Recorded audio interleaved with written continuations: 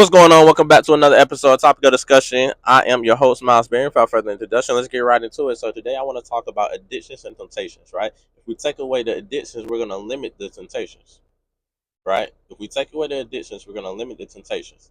Because the temptations are coming from the addictions that we're attracted to on the daily, which is tempting us to keep on doing it, which is affecting our mind, which is affecting our perception of the world, and which is also affecting the perception of ourselves, right?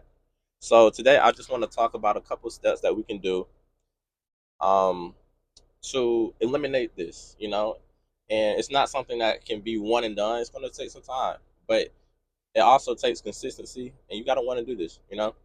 And I feel like everybody has an addiction or something that they're battling. It doesn't have to be addiction, but everybody has something that they're battling, and some people choose to share it, and some people choose to share the addiction or what they're battling, but it's not the worst thing that they're battling because it's easy to share something with you that's like, it's not that bad. Everybody does it, but that's something maybe you're battling or you have an addiction to that's terrible, and if I say this out loud or if I tell somebody, they might look at me different, or it's embarrassing to say. You're gonna hold that within. 9 times out of 10, you're really not gonna say that because you already know. Even saying it out loud, kind of like, oh Lord, that's a bit much. You know what I'm saying? So we all have our own battles. So I just want us to kind of come up with a couple steps. This is not going to be a long video on how we can defeat this. Because like I was just saying, it's not an easy battle. It's not a one and done. This is a consistent change every single day to do better. So some people need the, I can't remember what it's called, but it's like the step program or the 10-step program or whatever it is, where you go amongst certain other people that have addictions, and you guys talk amongst each other. Like a lot of if you're addicted to alcohol, if you have an alcohol addiction and you're trying to get out of that, but at the same time you have a, it's a terrible addiction that you have, and it's to the point where it's affecting your daily life, and people go to the 10-step program where they have different classes where you sit amongst a group of people that are kind of dealing with the same battles as you, and you guys admit to, the problems that you guys face and the addictions that you guys have, and ways that you can defeat that. You have other ways that you can defeat it on your own, but that takes more discipline. That takes more consistency. Well, it's all consistent, but it takes more discipline, I would say. Um, so my advice to you: you don't have to tell me your addiction. You don't have to tell me or tell anybody what you're going through, but you have to defeat it for yourself because your perception is being affected by this addiction. So until you are able to eliminate this addiction, your perception of how you view yourself and how you're viewing the world around you is being affected from this addiction. So until you change that, you're not going to change your outlook on a lot of things, right? So, for example, like I was just saying, the alcohol addiction, a pornography addiction, we can kind of understand how that can affect us because we're starting to visualize everybody without their clothes on. Like, let's be realistic here. So therefore, your mind is easily, and it's not saying you're doing this on purpose or you're visualizing everybody in this way, but it's very easy and very tempting to start to visualize people naked and to visualize, okay, I can see this person right here, but I can also visualize them with their clothes off. And I'm addicted to um getting off. I'm addicted to wanting to have sex. I'm addicted to this because this is all I want to watch. This is all I want to do. But at the same time, it's maybe not affecting your life where everybody knows this is your addiction, but it's affecting your mind. And when it's affecting your mind, that starts affecting your daily habits. So when things start to affect your daily habits, it starts to affect your life, right? So we have to make the changes daily. And if you don't make the changes for yourself, then what are you doing? Because our changes that we make are affecting our present and affecting our future. And if we don't change our present, it's no way that we can be ready for our future. Time is of the essence. Time is of the essence, and time doesn't last forever, right? So, pretend like this was your last day on earth. Are you happy?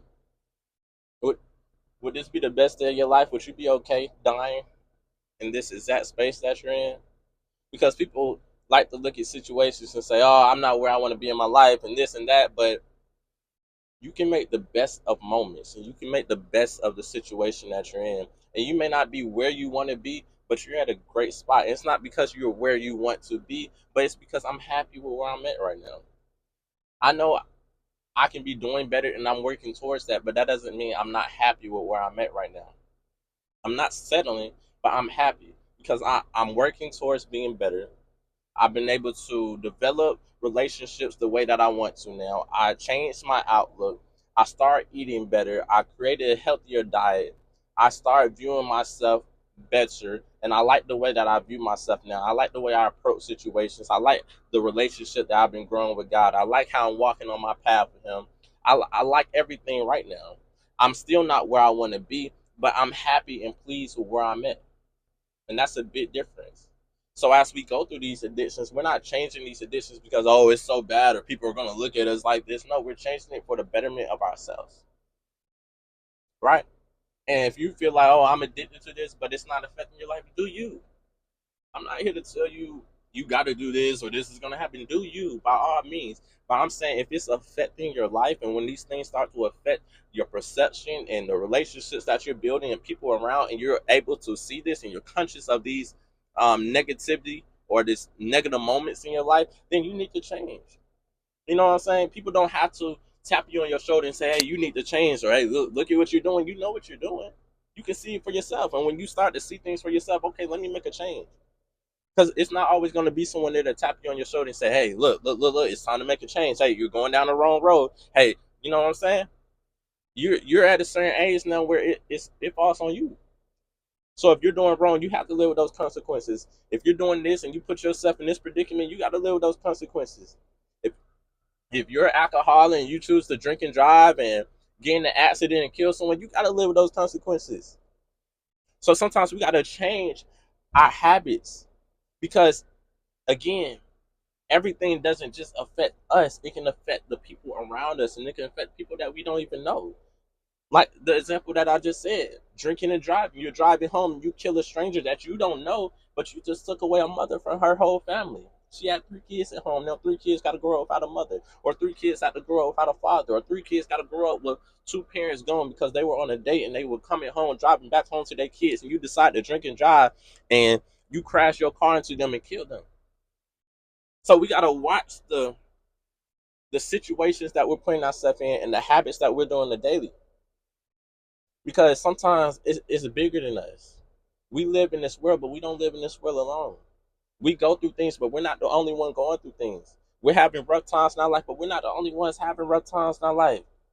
And when you feel like you're going through pain, it could be so much worse. When you feel like nobody knows what I'm going through, I promise you somebody's going through something 10 times worse than what you're going through. So we got to be grateful for the life that we have and the being able to move all our limbs and be in the position that we're in. And we need to wake up and say, hey, look, I need to make a change. As long as I still got all my limbs, still can move my body, still have the opportunity to make a change, let me make the change. If it's gonna put me in a better position for my life, put me in a better position for my outlook of the world, put me in a better position for the relationship that I want to get in, or the future family that I want to have, or the future wife I want to marry, like let me get my mind right. Let me change my habits. Because I'm not doing this for me. I'm doing this for my future. And if I run out of time and I gotta die, at least I know that I was heading in the right direction with my life. And I can be pleased with that. But I'm not gonna be pleased with doing everything wrong and then my life gets taken away because time is of the essence. So we don't know when our time here is up. So if I lose my life right now, and I know I was sinning, I know I was doing the wrong things, I know I was doing, I was being addicted to all these things and putting myself around certain people that I know I need to be around and drinking and driving and doing all these things that I know I didn't need to do, but I kept doing it because it's just like, if I die, I die. If I do this, I do this. All right, you live with those consequences. So whatever happens, if you get locked up, you kill somebody, you kill yourself, or you lose half your body, or you're paralyzed. You live with those consequences. And remember that same thought that you have. Whatever happens, happens. Now you put yourself in a bad position because you couldn't change your mindset. So live with the consequences if you want to live with what you're doing. If you're okay and pleased with what you're doing, live with the consequences that come behind it. And don't get mad. Don't look at everybody. Don't call anybody when you're going through those consequences because you always had a way out. And you're not always going to have a way out.